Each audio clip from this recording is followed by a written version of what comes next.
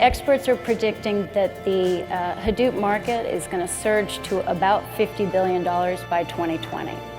So here we are in this incredibly exponentially growing marketplace, and the biggest gating factor to its growth right now is data management. So ding, that's where we sit.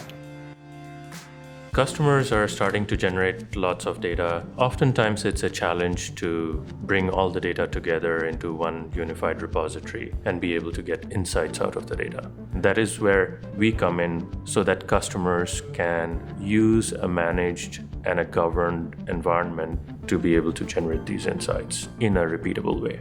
We launched the company around 2009 timeframe. As we were building these use cases for our customers in different verticals, we would be doing the same thing over and over again, focusing on how to kind of ingest the data in a managed and a repeatable way.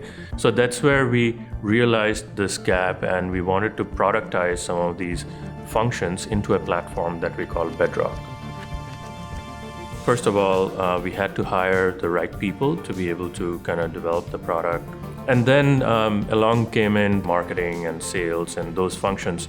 But at the same time, we had existing customers and customer demands. So it was definitely a challenge in making sure that we wouldn't starve our product development. And at the same time, we had to keep revenue coming into the company because we were a cash flow positive company all along. So how to kind of accelerate that growth by keeping some of the existing momentum that we already have.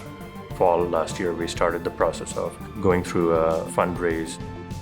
The CED Investment Relations team were very helpful to introduce us to various investors that were coming in for the conference. And out of that, there were a couple of investors that we were interested in pursuing. We closed with $7.5 million raise, with CED Ventures being the lead investor and Baird Capital, who was introduced to us in the venture conference, being a secondary who participated in the round. Soon after, we released Mica as a new product to business users. So that increases our total addressable market. We actually expanded into Middle East. Now we have a location in Dubai. There's a lot of opportunity there that we see because there are a lot of smart city type of projects that are starting up. It's very exciting. I mean, we are close to around 200 people now. The important things are how do we maintain that culture that we had when we started as we grow, right? And how do we have fun while we're doing the work that we're doing? What's the next step for your company?